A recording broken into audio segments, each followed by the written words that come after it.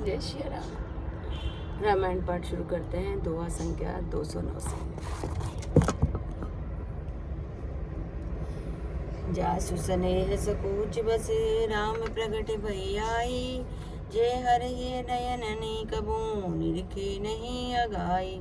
जिनके प्रेम और संकोचशील के वश में होकर स्वयं सच्चिदानंद घन भगवान श्री राम आकर प्रकट हुए, जिन्हें महादेव जी अपने हृदय के नेत्रों से कभी अघा कर नहीं देख पाया था, जिनका स्वरूप हृदय में देखते देखते शिव जी कभी तृप्त नहीं हुए।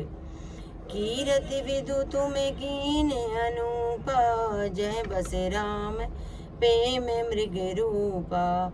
तात गलान करहु जिय जाए, डरहु दरिद्र ही पारस पाए। परंतु उनसे भी बढ़कर तुमने कीर्ति रूपी अनुपम चंद्रमा को उत्पन्न किया, जिसमें श्री राम प्रेम ही हिरण के चिन्ह के रूप में बसता है। ता तुम व्यर्थी हृदय में गलानी कर रहे हो, पारस पाकर भी तुम दरिद्रता से डर रहे हो।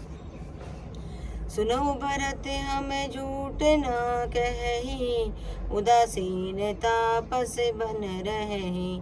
सब साधन करे सुफल सुहावा, लखन राम सिय दर्शन पावा। हे भरत सुनो, हम झूठ नहीं कहते, हम उदासीन हैं, किसी का पक्ष नहीं करते, तपस्वी हैं, किसी को मुंह देखी नहीं करते और वन में रहते हैं, किसी से कुछ प्रयोजन नहीं रखते। सब साधनों का उत्तम फल हमें लक्ष्मण जी, श्री राम जी और सीता जी का दर्शन प्राप्त हुआ। तेई फल करे फल उदर सर तुम्हारा, सहित प्रयाग सुभाग हमारा। भरत धन्य तुम्हें जसु जगु जयऊ, कई अस प्रेम मगन मुनि भयऊ। सीता लक्ष्मण से श्री राम दर्शन रूप उस महान फल का परम फल यह तुम्हारा दर्शन है।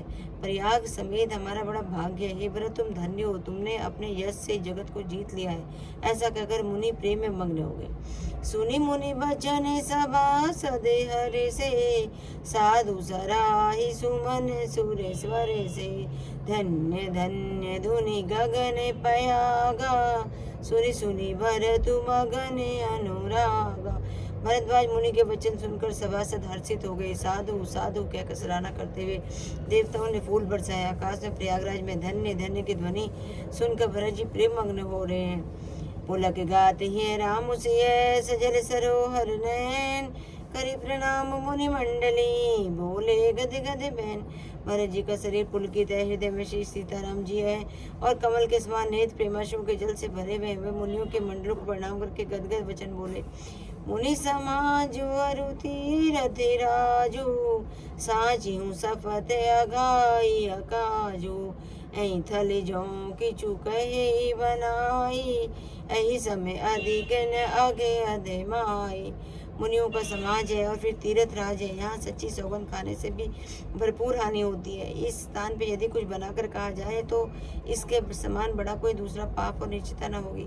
तुम्हें सर्वज्ञ कहूँ सती भाऊ, उरे अंतर जामी रघुराऊ।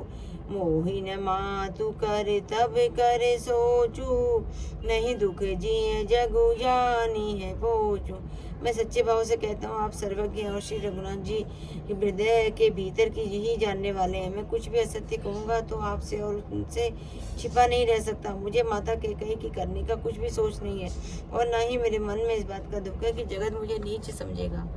ना ही डरू बिगे रही पर लोको, पितु ही मरण करे मोहि न सोको।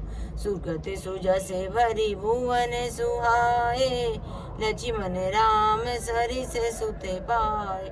न यही डर है कि मेरा परलोक बिगड़ जाएगा और न ही पिताजी के मरने का ही मुझे शोक है, क्योंकि उनका सुंदर पुण्य और सुयश विश्व भर में सुशोभित है। उन्होंने श्री राम लक्ष्मण सरी के पुत्र पाए हैं। राम विरह तजी तनु छन भंगु, भूप सोची करे कवन प्रसंगु। राम लखन सिय बिनु पग पनहि, करी मुनि बेश फिर ही बने बनहि। फिर उन्होंने श्री रामचंद्र जी के विरह में अपने क्षणभंगुर शरीर को त्याग दिया। ऐसे राजा के लिए सोच करने का कौन प्रसंग है। सोच इसी बात का है कि श्री राम जी, लक्ष्मण जी और सीता जी पैरों के बिना जूतियों के मुनियों का वेश बनाए वन वन में फिरते। अजिन बसन फल अजिन मही, शयन डासी कुछ पात। बसी तरु तर नित सहित, हिम आतप बरसावात। जय श्री राम मेरे प्रभु राम, जय श्री राम। आज की कथा यही सब, विश्राम।